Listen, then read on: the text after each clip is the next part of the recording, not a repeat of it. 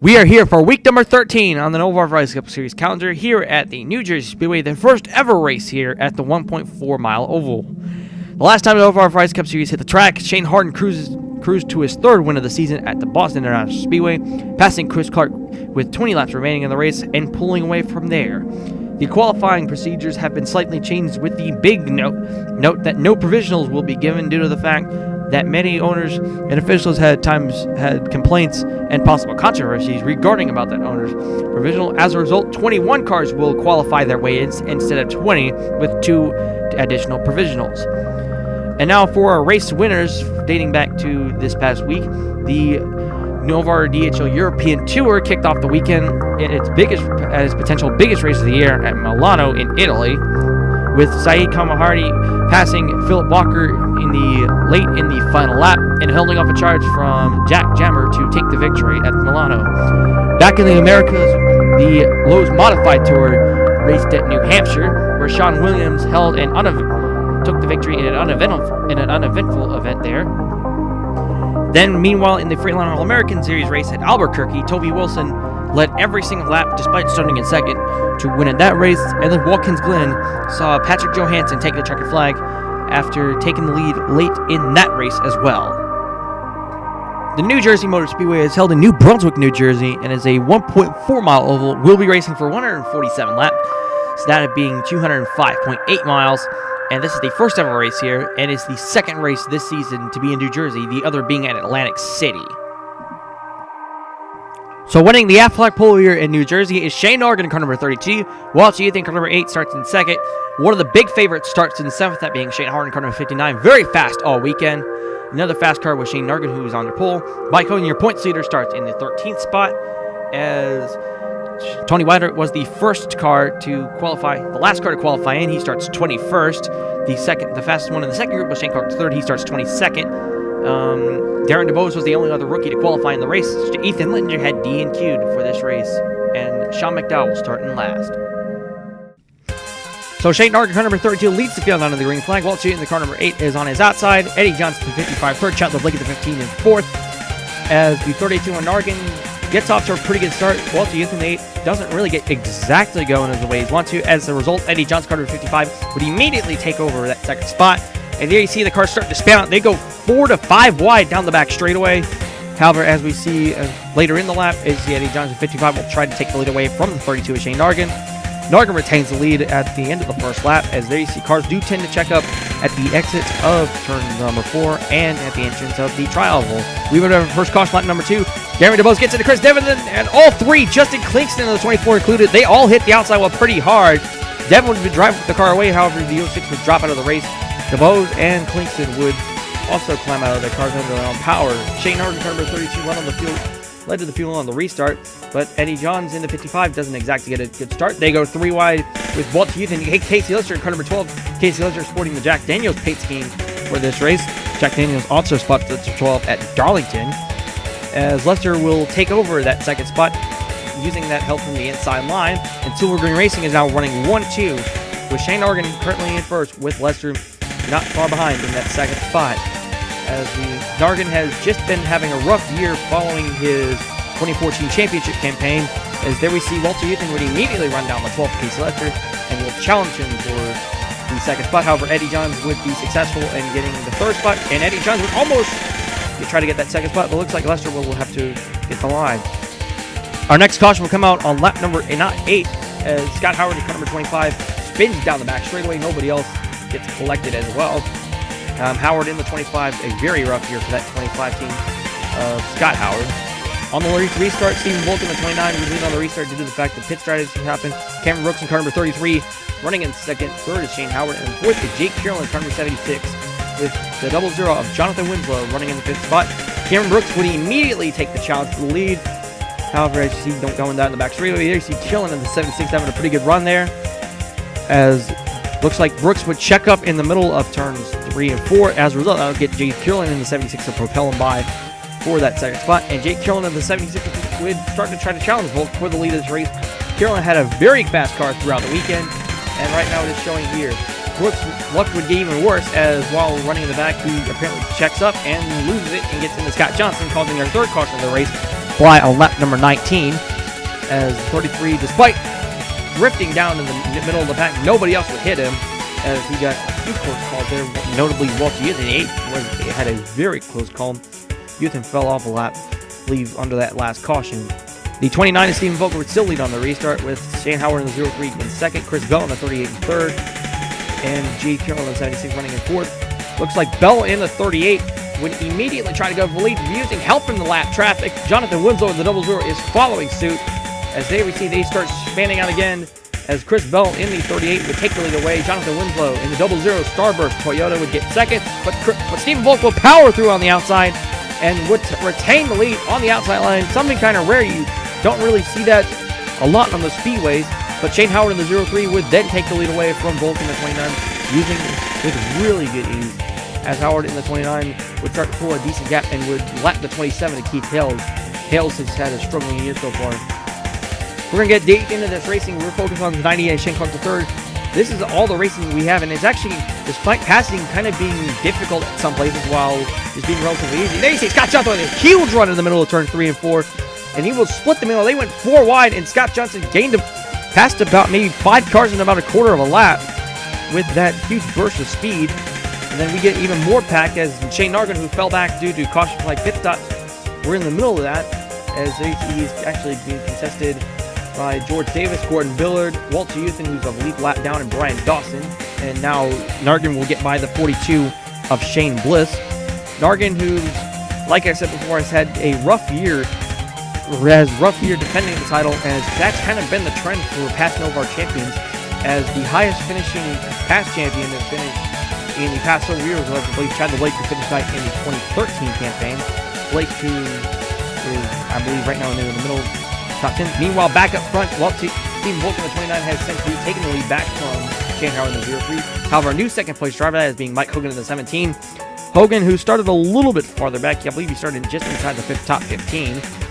As Hogan in the 17, who took over the points lead following the Atlanta race, has kind of been doing a good job holding that points lead. As I believe the driver in third is Chris Bell in the 38. No, it's Shane Howard in the 03. Bell's running at fourth. As the racing up front has kind of been tamed. However, that teamness would come to an end. Shane Howard in the 03 makes a mistake and just plunges into the back of the 12 Case Lester. That bringing our fourth caution in the race on lap number 34. The 03 of Shane Howard, like Cameron Brooks, would keep it going despite nobody hitting him. Here's another angle. Looks like Lester just held his line, and I don't know, there wasn't enough room to fit 2 cars there, and Shane Howard had to pay the price for that. The 03, nobody else would hit that car. As on the restart, Jake Carroll in car number 76 would lead on the restart, with Chris Bell in the 38 running in second. Chris Bell, the last time we had an inaugural race at a track, Chris Bell ended up winning that race in kind of spectacular fashion, of course. Bell will get into the lead of the race as Jason Duke in the 66, and we got a wreck at the back. That brings out our third caution of the race, and now we have a scramble for the lead. Bell currently holding on to the lead. Stephen Volk trying to get back in front. Jake Carroll in the 76 is trying to get there, as looks like Bell has to check up, and coming into the line for the race lead is Scott Johnson in car number 58. So incredible racing back to the caution flag, but here's why the caution came out.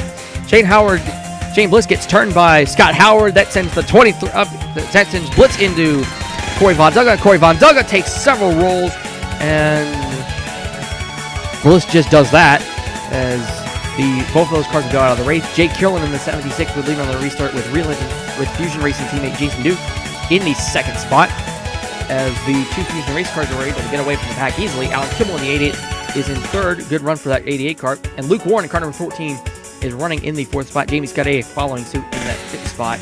Some of those cars are a lap down. So there you see Jake Carroll and Jason Duke, both of them Fusion Racing. Fusion Racing has had a pretty good year, not a spectacular year by any means. Although Jason Duke in the 66 has kind of struggled a little bit, as Duke finished in the top 10 in points last year. However, he has struggled a little bit this year, and he is, I believe, 25th in points going into this weekend. Jake Carroll in car number 76 is also having a good season so far. However, he's, I believe, higher up in the points standings. I believe going into this weekend he was inside the top 20 in points. We'll have to check on that as Killen crosses the line there. We would have our next caution line on lap 58. Cody White and Cameron Brooks would get together, and that sends looks like the 33 Brooks came into Cody White, and that sent So both the 33 and the 22 spinning. Alan Kimmel at car number 88 led on the restart, with Chris Bell at car number 38 running in the second spot. Jake Carroll in car number 76 running in the third spot as well. Looks like Walter Yuthin is trying to get back on the lead lap, as Littinger, Brian Dawson, Jay Anoy all are holding that line as they get down into the back straightaway. It looks like Yuthin in the 8 is going to try to get back on the lead lap. Jamie Scott 8 is trying to go for the lead on the inside, but that just does not work at all. Alan Kimmel in the 80 will easily pull away from the group of those cars, as Kimmel's just, despite qualifying for every single race, not really relying on the pass on a provisional, Kimmel has failed to qualify for the past several ones. Our next caution coming out, and actually would be a sizable accident on lap number 70. Cameron Brooks and Keith Hale get together. That sends Carson Frank in the 52 around, and Luke Warren in the 14 was also selected. Luke Warren would also get involved in another accident. Warren, holding his line, just would drive back up in the middle of the racing groove. That gets George Davidson in the 37, and his own teammate Mark McGill collected. Here's what happened with George Davidson in the 37. Just runs, just flats. Davids held his line, and then the 14 of Luke Warren just came up on the racetrack, and that was kind of a questionable move. Alan Kimmel led on the restart there, with Jason Duke in the 66 running in second, and Jake Carolyn in the 76 running in third. They are, I believe, they were 5 wide for about a second there, and now they're going to go down the back straightaway, and I believe they're about to go 5 wide again. As meanwhile, looks like they see the 66 of Kimmel there. Look at this. They are 5 wide right now in the middle of that pack, and we got a wreck! Looks like Eddie Johnson at 55, Nargan, Ananori, Scott A, among others. We'll have to take a look at that. But some of the cars took that inside wall hard. Scott Johnson's in there, and Mike Holman almost got a piece of that, as Shane Norgan took a pretty good hard shot into that wall. The 01 and 32 would go out of the race as a result of that. Alan Kimmel, car number 88, would lead on that restart, with Jason Duke in the 66 in second, Jake Carolyn in the 76 third, as they see these 88 Kimmel would just pull away from both the 66 and the 76, and the 12 of Casey Lester is just right there in the middle of that pack. Real Fusion Racing having a very good day in those two cars. Kind of something rare to see that both of them have not really gone to victory, that the overall team has not really gone to victory lane in about several years. One driver which we've kind of been surprised right now is Shane Harden, the 59. Harden, despite being barely in the top 10, has not really run well today, and he's getting in. His day will just end right there. He just hits the outside wall hard. Chris Bell on the 38, who's having a very good day, and Mike Hogan in the 17, tumbling down turn number 3, and I believe he would land on his roof. We'll take a look at that. Hard took a hard hit into the wall, and then Hogan 17 almost got stuck on the wall. However, luckily it catapulted out of there, and that just sends the 17 rolling down the track, and the 17 will land on all 4 wheels. As a result, Gordon Billard, car number 91, will lead on the restart. Scott Howard, the 25, is in second. Billard's had a very rough past 2 years, despite winning a good chunk of races from 2011 to 2013. Billard's just really been nowhere, as his last win was dating back to Road America of 2013. Actually, he won 1 race last year, but meanwhile he will lose lead there, as the 91 would check up there. Scott Howard in the 25 would just zoom right on by, and Jake Carolyn in the 76 will follow suit.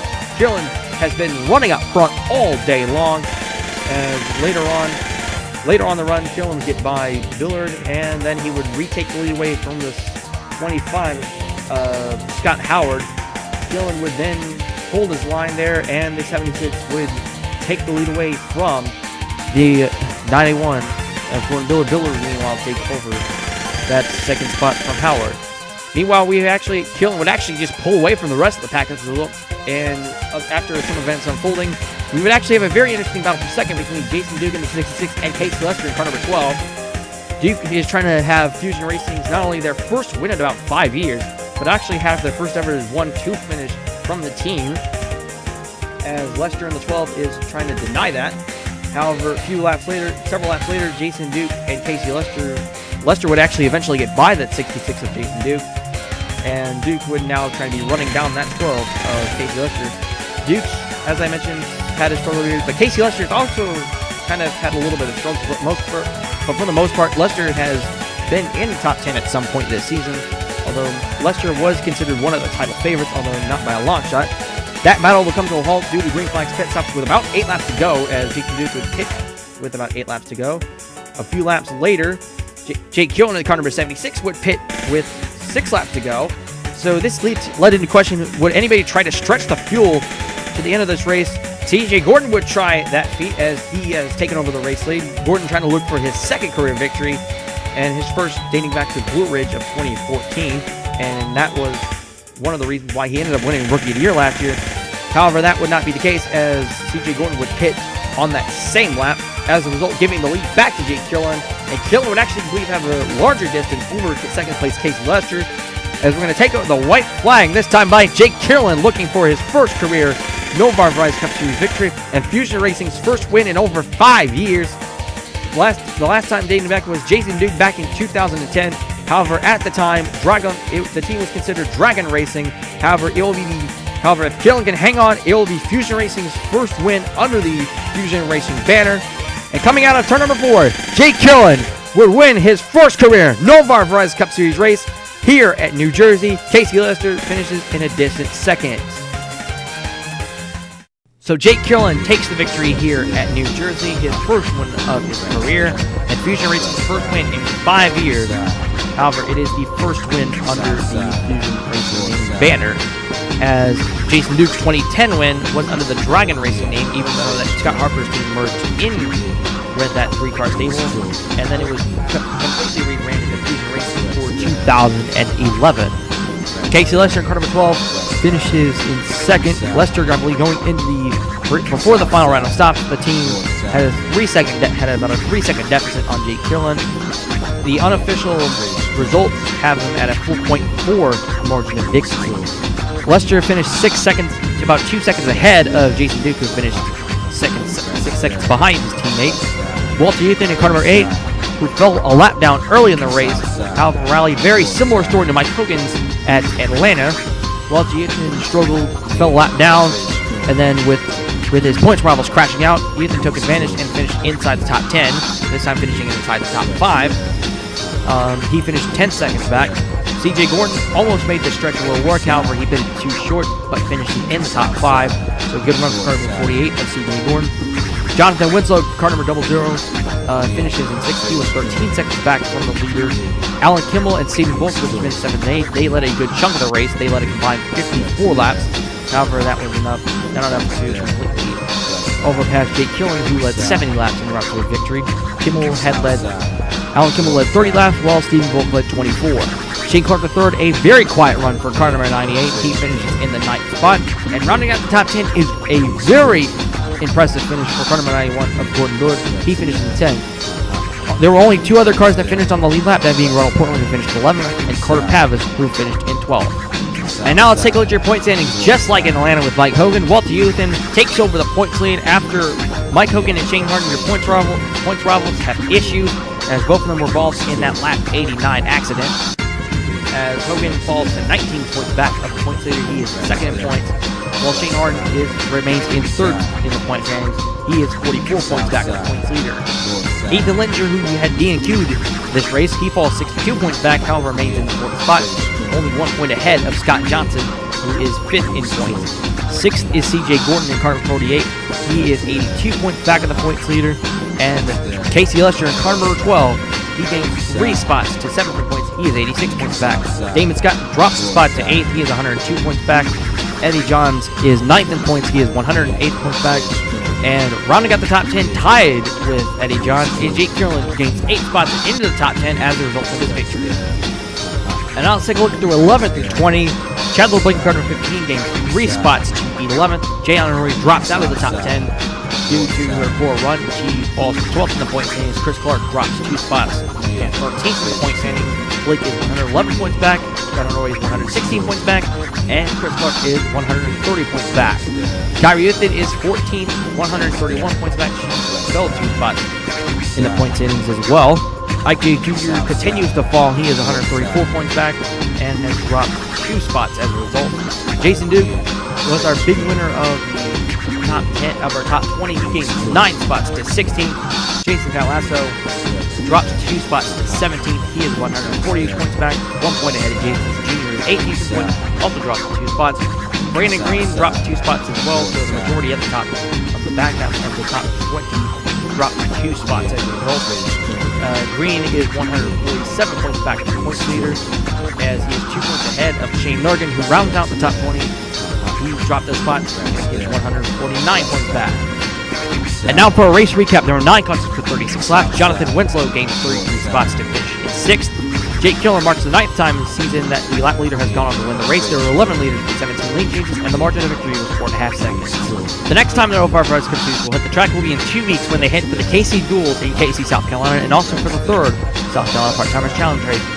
All of the Kellogg Series will be halfway through the season, the Northeast being at Grand Tour, Southeast being at Martinsville, Northwest being at Millard, and the Southwest being at Salt Lake City. The Freightliner All-Americans and the Lowe's Modified Tour will be at Irwindale, and then the DHL European Tour will be at Canals. We'd like to congratulate Jake Killen on his victory here in New Jersey, and we'll see you in 2 weeks at KC for the KC Double.